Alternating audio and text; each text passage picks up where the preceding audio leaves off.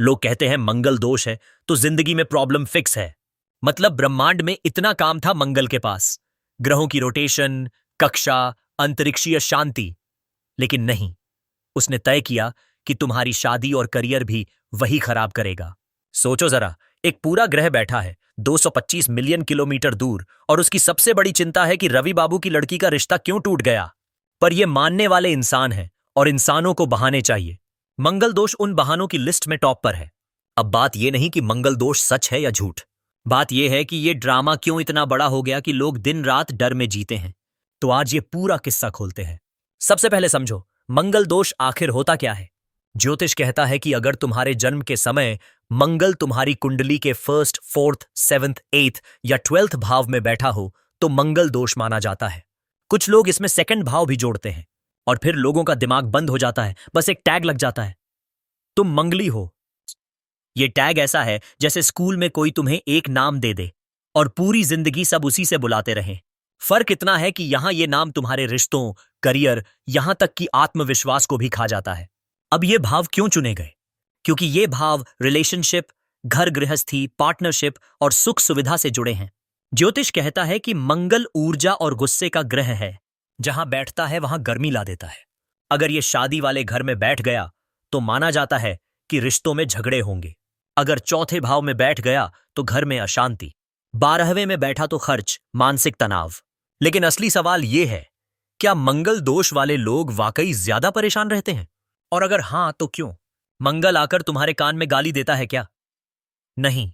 परेशानी ज्यादातर दो वजहों से आती है, सोशल टैग और डर की साइकोलॉजी।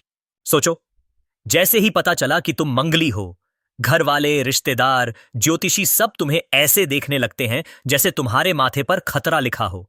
रिश्ता ढूंढ रहे हो? पहला सवाल यही होगा, मंगल दोष है?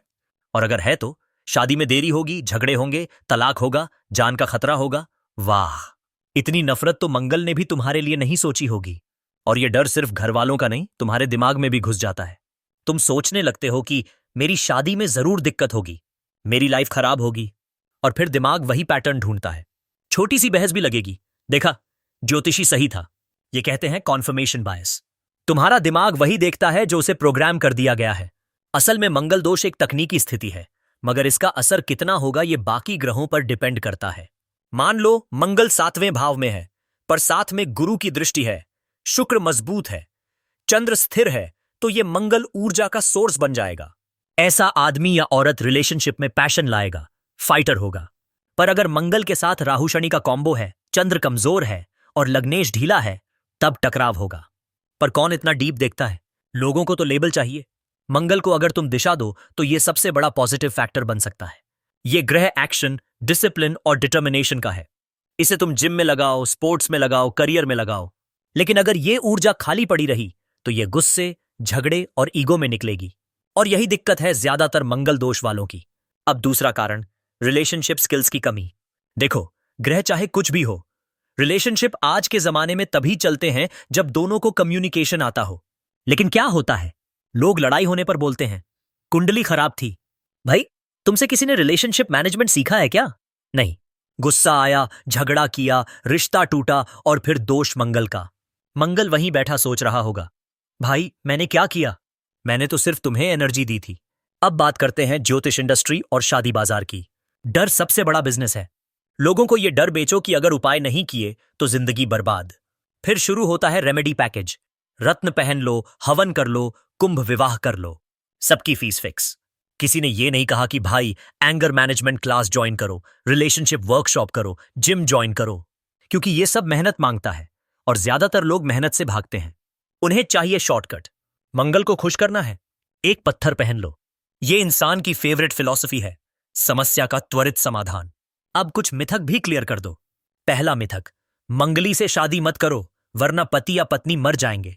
सुनकर लगता है जैसे मंगल शैतान है जिसका एक ही टारगेट है, तुम्हारा रिश्ता खत्म करना। हकीकत यह है कि लाखों लोग मंगल दोष के साथ हैप्पीली मैरिड हैं। फर्क सिर्फ इतना है कि उनकी कुंडली में बैलेंस है या उन्होंने लाइफ में स्किल्स और समझदारी जोड़ी है। दूसरा मिथक, कुंभ विवाह कर लो, मंगल कैंसिल। वाह, मतलब एक काल्पनिक शादी से ग्रह डर गया। ओह, अब मैं हार गया, यह आदमी अब मेरी पावर से बाहर।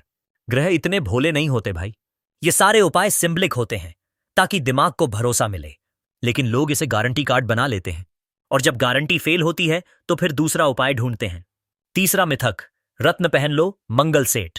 रत्न क्या करते हैं? एनर्जी को एम्पलीफाई करते हैं।